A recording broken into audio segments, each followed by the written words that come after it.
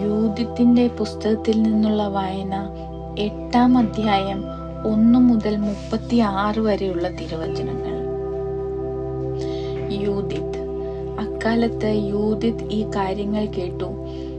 മെറാറിയുടെ മകളായിരുന്നു അവൾ. മെറാറിയുടെ പൂർവികർ തലമുറ ക്രമത്തിൽ ഓക്സ്, ജോസഫ്, ഉസിയേൽ, എൽക്കിയ, അനനിയാസ്, ഗിദെയോൻ, റഫായിം, അഹിത്തൂബ്, ഏലിയ, ഹിൽക്കിയ, എലിയാബ്, നഥാനായേൽ, സലാമിയേൽ, സരസദായി, ഇസ്രായേൽ. യൂദിത്തിന്റെ ഭർത്താവ് മനാസെ അവളുടെ കുടുംബത്തിലും ഗോത്രത്തിലും പെട്ടവനായിരുന്നു. ബാർലിക്കോയത്തിന്റെ കാലത്ത് അവൻ മരണമടഞ്ഞു. വയലിൽ കറ്റുകെട്ടുന്നതിന്റെ മേൽനോട്ടം വഹിക്കുമ്പോൾ അവൻ കഠിനമായ ചൂടേറ്റു വീണു. ശയ്യാവലംബിയായ അവൻ സ്വനഗരമായ ബത്തൂലിയയിൽ വെച്ച് മരണമടഞ്ഞു. അവർ അവനെ ധോദാനും ബാലമോനും മധ്യേയുള്ള വയലിൽ പിതാക്കന്മാരോടുകൂടെ സംസ്കരിച്ചു. വിധവയായി തീർന്ന യൂദിത്ത് 3 കൊല്ലവും 4 മാസവും വീട്ടിൽ വസിച്ചു. അവൾ പുരമുകളിൽ ഒരു കൂടാരം നിർമ്മിച്ചു. അരയിൽ ചാക്കു ചുറ്റുകയും വൈദിവ്യ വസ്ത്രങ്ങൾ ധരിക്കുകയും ചെയ്തു. വിധവയായതിനു ശേഷം സാപത്തിന്റെ തലേനാളും സാപത്തും അമാവാസ്യയുടെ തലേനാളും അമാവാസ്യയിലും ഉത്സവ ദിവസങ്ങളിലും ഇസ്രായേൽ ജനത്തിന്റെ ആഹ്ലാദ ദിനങ്ങളും ഒഴികെ മറ്റെല്ലാ ദിവസവും അവൾ ഉപവാസം അനുഷ്ഠിച്ചു. അവൾ സുന്ദരിയും ആകർഷകീയമായ മുഖശോഭയുള്ളവളും ആയിരുന്നു. ഭർത്താവായ മനാസയുടെ വകയായി അവൾക്ക് സ്വർണവും വെള്ളിയും ദാസീദാസന്മാരും കന്നുകാലികളും വയലുകളിൽ ലഭിച്ചു. അവൾ ഈ സമ്പത്ത് പരിപാലിച്ചു പോന്നു. ദൈവത്തോട് അതീവ ഭക്തി ഉണ്ടായിരുന്ന അവളെ ആരും ദുഷിച്ചില്ല. യൂദിത്ത് ഇസ്രായേലിയർക്ക് ധൈര്യം പകരുന്നു. ജലക്ഷാമം കൊണ്ട് തളർന്ന ജനം ഭരണാധികാരികളുടെ മേൽ ചൊരിഞ്ഞ നീചമായ വാക്കുകളും 5 ദിവസം കഴിഞ്ഞ നഗരം അസീറിയയ്ക്ക് അടിയറ വെക്കാമെന്ന ഉസിയ അവരോട് ആണയിട്ട് പറഞ്ഞും യൂദിത്ത് കേട്ടു. അവൾ തന്റെ വസ്തുവകകളുടെ മേൽനോട്ടം വഹിച്ചിരുന്ന ദാസി അയച്ച് നഗരശ്രേഷ്ഠന്മാരായ കബ്രിസിനെയും കാർമിസിനെയും വിളിപ്പിച്ചു. അവൾ അവരോട് പറഞ്ഞു, ബത്തൂലിയ ജനത്തിന്റെ ഭരണകർത്താക്കളെ, ശ്രദ്ധിച്ചു കേൾക്കുവിൻ. ഇന്ന് നിങ്ങൾ ജനത്തോട് പറഞ്ഞത് ശരിയല്ല. നിർദ്ദിഷ്ട കാലാവധിക്കുള്ളിൽ കർത്താവ് തിരിഞ്ഞ് നമ്മെ സഹായിക്കാത്ത പക്ഷം നഗരം ശത്രുക്കൾക്ക് അടിയറ വെച്ചുകൊള്ളാമെന്ന് നിങ്ങൾ ദൈവത്തെയും നിങ്ങളെയും സാക്ഷിയാക്കി ആണയിട്ട് വാഗ്ദാനം ചെയ്തു. ഇന്ന് ദൈവത്തെ പരീക്ഷിക്കുകയും മനുഷ്യരുടെ മുമ്പിൽ ദൈവത്തിന്റെ സ്ഥാനം നിങ്ങളെ തന്നെ പ്രതിഷ്ഠിക്കുകയും ചെയ്തിരിക്കുന്ന നിങ്ങൾ ആരാണ്? സർവശക്തനായ കർത്താവിനെ നിങ്ങൾ പരീക്ഷിക്കുന്നു, എന്നാൽ നിങ്ങൾ ഒരിക്കലും ഒന്നും ഗ്രഹിക്കുന്നില്ല. മനുഷ്യഹൃദയങ്ങളുടെ ഉള്ളറയിൽ പ്രവേശിച്ച് അവൻ ചിന്തിക്കുന്നതെന്തും കണ്ടുപിടിക്കാൻ നിങ്ങൾക്കാവില്ല. ഇവയെല്ലാം ഉണ്ടാക്കിയ ദൈവത്തെ പരിരക്ഷിക്കാമെന്നും അവിടുത്തെ മനസ്സ് കാണിക്കുകയും ചില ചിന്ത മനസ്സിലാക്കുകയും ചെയ്യാമെന്നും വിചാരിക്കാൻ നിങ്ങൾക്ക് എങ്ങനെ കഴിയും? എൻ്റെ സഹോദരന്മാരെ, പാടില്ല. നമ്മുടെ ദൈവമായ കർത്താവിനെ പ്രകോപിപ്പിക്കരുത്. ഈ 5 ദിവസത്തിനകം നമ്മെ രക്ഷിക്കാൻ അവിടുത്തേക്ക് ഇഷ്ടമില്ലെങ്കിൽ തന്നെ തനിക്കിഷ്ടമുള്ള ഏത് സമയത്തും നമ്മെ രക്ഷിക്കാനോ ശത്രുക്കളുടെ മുൻപാകെ നമ്മെ നശിപ്പിക്കാനോ അവിടുത്തേക്ക് കഴിയും. നമ്മുടെ ദൈവമായ കർത്താവിൻ്റെ ലക്ഷ്യങ്ങളെ നിയന്ത്രിക്കാൻ ശ്രമിക്കുകയും ഭീഷണിക്ക് വഴങ്ങാനും തർക്കിച്ച് കീഴടങ്ങാനും ദൈവം മനുഷ്യനെ പോലെയല്ല.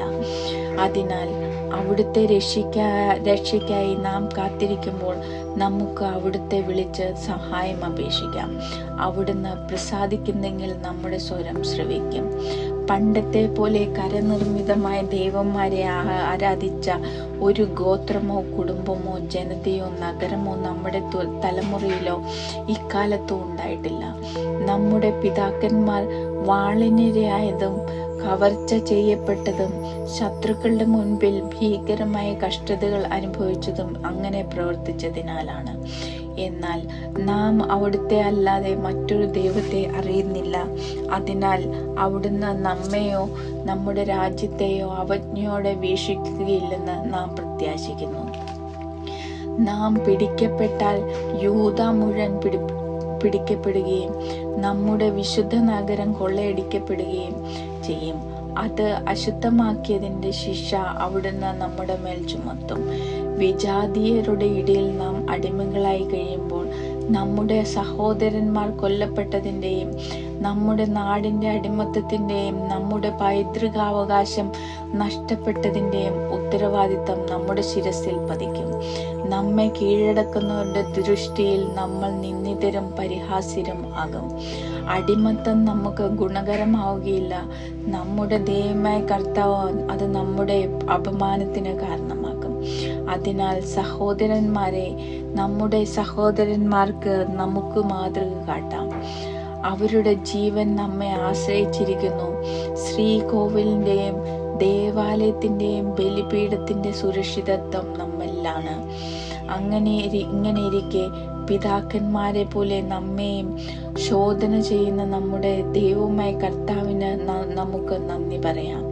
അവിടുന്ന് അബ്രഹാത്തിനോട് ചെയ്തതും ഇസഹാക്കിനെ പരീക്ഷിച്ചതും തൻ്റെ അമ്മാവനായ ലാബോന്റെ ആടുകളെ സംരക്ഷിക്കുമ്പോൾ സിറിയയിലെ മെസൊപ്പൊട്ടാമിയയിൽ വെച്ച് യാക്കോബിന് സംഭവിച്ചതും ഓർക്കുക. അവരുടെ ഹൃദയങ്ങളെ പരിരക്ഷിച്ചതുപോലെ അവിടുന്ന് നമ്മെ അഗ്നിയിൽ പരിരക്ഷിക്കുകയോ നമ്മോട് പ്രതികാരം ചെയ്യുകയോ ചെയ്തില്ല.